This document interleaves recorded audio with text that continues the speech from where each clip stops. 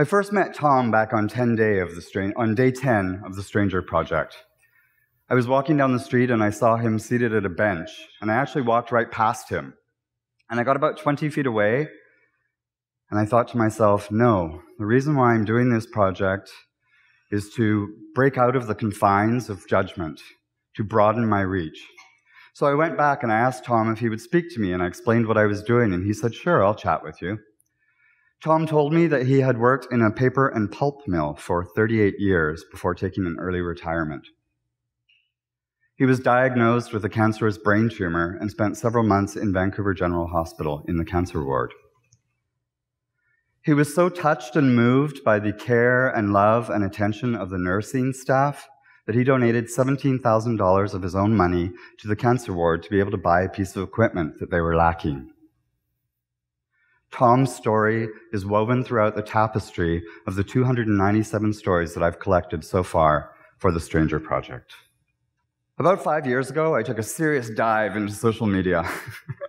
Instagram, Twitter, hashtags became my thing.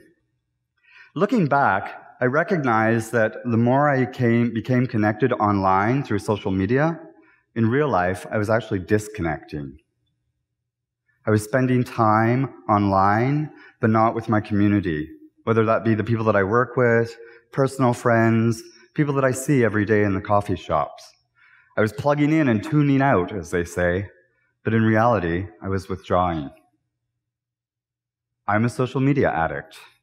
I actively go out and seek strangers to speak to. I was suffering under the grayness of depression. While I consider myself to be a sociable, outgoing, and friendly kind of person, I don't have any problem starting conversations with strangers. In real life, within myself, everything came to feel like work. Everything was a chore. I declined social invitations from my friends so that I could go home and isolate and be by myself and connect online. I was starting to withdraw. It didn't matter where it was. I could feel that something wasn't right. I'm only slightly embarrassed to share with you that I was at home one night and I was watching Survivor. Okay, good. So there's about 10 other people who watch it. Great.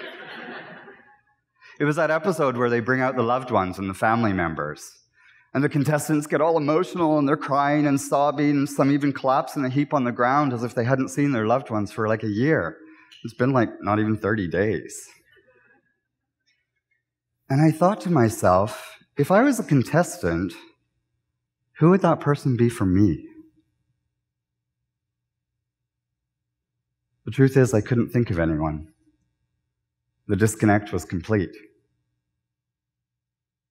I was diagnosed with clinical depression. I struggled with that. I struggled with the term. I struggled to align myself with anything associated with mental illness.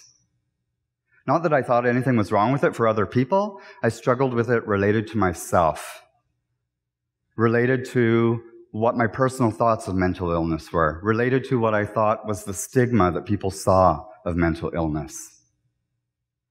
The first big breakthrough happened for me when I was able to switch that in my own mind, when I was able to think about it as being proactive about my mental health.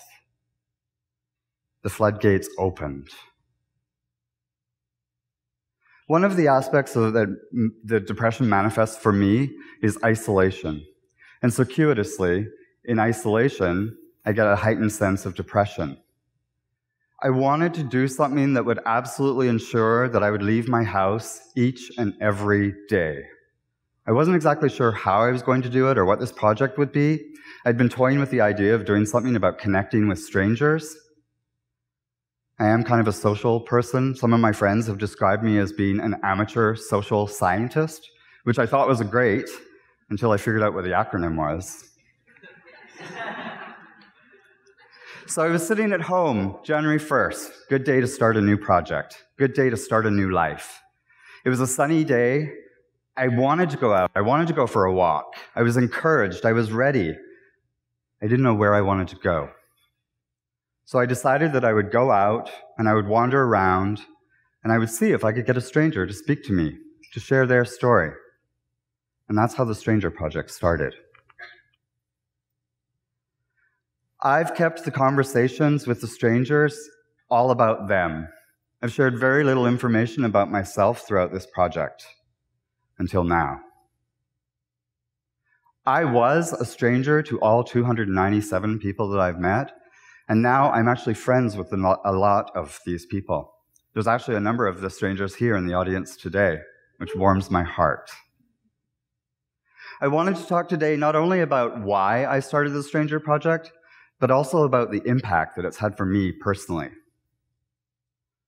I'm sure that everybody here has had that one time, at least, that they've sat next to somebody on the bus, or in a coffee shop, or in the lineup for a grocery store, and you've had a connection with somebody. You've had a conversation that went beyond the weather or how awful our transit system might be. You might have even walked away feeling a little taller, or thinking, gee, I wish I knew that person more. I'd like to be their friend. Or maybe not. The truth is, everybody has a story. I see Tom on a regular basis. Tom's story really helped me shape what the Stranger Project would be. Stories about other people. Tom goes to the same place every morning, at the same time, has the same drink, and sits in the same place. I've come to call it Tom's bench. I'll often see him and I'll give a wave. Sometimes I'll go over and I'll check in and see how he's doing. Other times I'll sit and have a coffee with him and take really good, soft, focused pictures of the two of us. In today's technologically based world, everything is go, go, go. Our attention span has shortened. I've even seen articles online that give you an estimated time of reading, so you can determine whether you have that 3 minutes to read that article or not. Too busy, 4 minutes, not going to do it. I needed to slow down, and I wanted to connect. This is Enrique. I met Enrique coincidentally on International Women's Day. I really didn't know that until after I went home. Enrique shared with me her story of witnessing firsthand the terrors of apartheid in South Africa. When she was just 17 years old, she came to Vancouver, and she would sit at bus stops in East Vancouver, and she would look for faces that were familiar to her. She didn't see any. She said, "What I did see was the fear on the faces of the people who were looking at me." And Enrique's story reminded me to be aware of perception. Everybody has their own perception. We're all longing to connect, but unless we're the ones who make that reach, who reach out to people to make those connections, everybody else has their own fear, their own unwillingness, their own inability to connect. This is Alex. Every time I see this picture, I can't help but smile. I'll be perfectly honest, I had actually met Alex once, about 6 months before talking to him for the Stranger Project. One of my rules is that I won't talk to anybody I know, but it's my project, so I can break them. About 6 months ago, I had been walking down the street. I had already gone out. I had gotten this story for that day, and I was heading home to write it. And Alex stopped me on the street, and he's like, "Hey, I've got these 2 pairs of sunglasses, and I wonder if you can tell me which pair do you think suits me the best?" So he puts on a pair, I take out my phone, I take a picture of him, he puts on the other pair, I take a picture so that he can compare which pair he thinks looks best. I never delete photographs.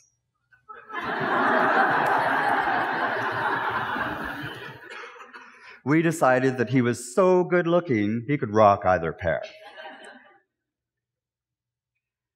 Alex has the most joyous, vibrant, humorous personality. It's amazing. It's electric. You can't help but feel jazzed after talking with Alex. He had spent 25 years as a camera repairman before his life started a downward spiral. In our conversation, I asked him about his beard.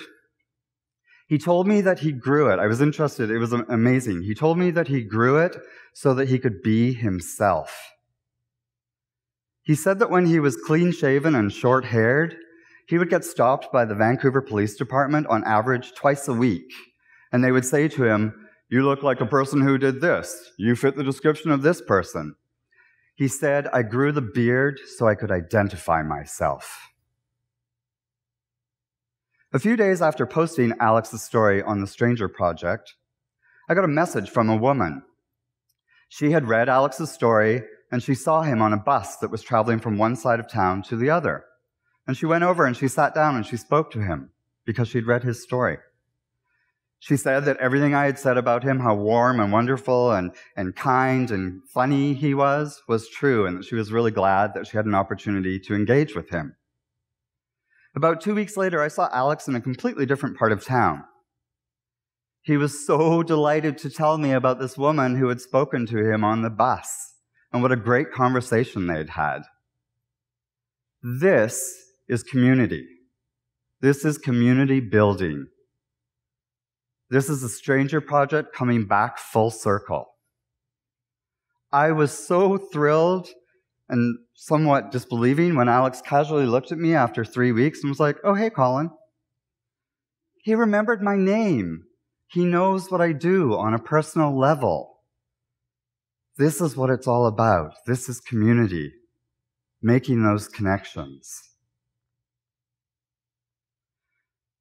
This silhouette represents a picture of Barbara.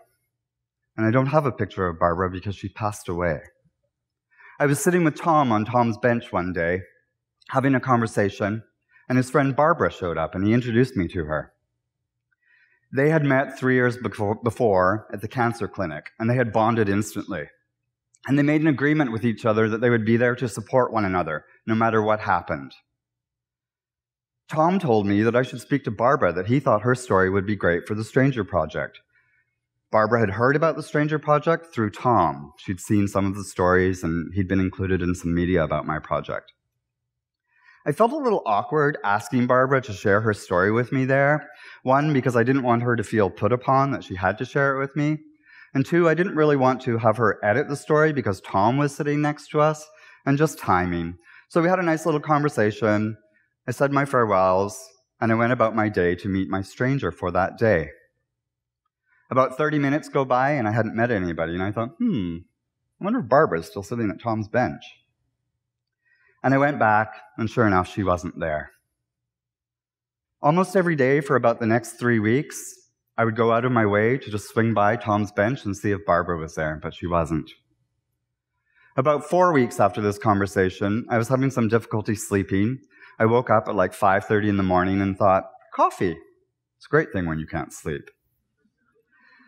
So I went to the coffee shop where I had met Tom, where Tom's bench is, and I grabbed a coffee. And I'm walking home, and I see Tom. And I was a little confused because he was about 3.5 hours earlier than he usually is. And as he approached me, he said, "Colin, I have some bad news for you." And I actually at first was just waiting for the punchline because Tom has a really wicked sense of humor. But there was no punchline. "Barbara died this morning," he said. "I just got the call." I asked Tom if he wanted me to go and sit with him while he had a coffee. He said, "No, that's okay, but thank you. I'm just going to go about my routine." I think about Barbara every now and again when I walk by Tom's bench. And what I've learned from this story is that missed opportunities sometimes last the longest. This is David. I met David on day 90 of the Stranger Project. David is an amazingly intelligent, interesting, and adventurous soul. When he was just 16 years old, he quit school, he was living in Quebec, and he went on a trip by himself at 16 to Mexico, hitchhiking. 10 weeks. The following year, when he was still just 17, he decided that he would go from the east coast of Canada to the west coast, or the other way around, whichever way you're looking at it. But he wanted to go via the southern United States because he felt that the weather would be better. He was hitchhiking in what I call Middle America, and a woman driving a truck with a trailer with some horses in the back pulled over and gave him a ride. They got talking, he said it was a great conversation, and day turned to night. She said to him, "I'll make you a deal. I have a comfortable guest room in my house. I'll give you a meal, and I'll cook you breakfast, and I'll drive you to your destination tomorrow so you're not out hitchhiking all night if you help me unload the horses when we get back to my place." David said he's an adventurer. It's the beauty of an unscheduled vacation. Who cares when you get wherever you're going? So he stayed overnight. He had a good night's sleep. He got up in the morning. He had breakfast. He went for a walk around this woman's property, and he saw some fence posts that were damaged. So he went back and he asked the woman for a hammer and nails and said, "I'll go out and fix that fence for you." It's the kind of guy he is. One thing led to another, and he ended up spending a number of days with this woman on her property, doing odd jobs around the property in exchange for room and board.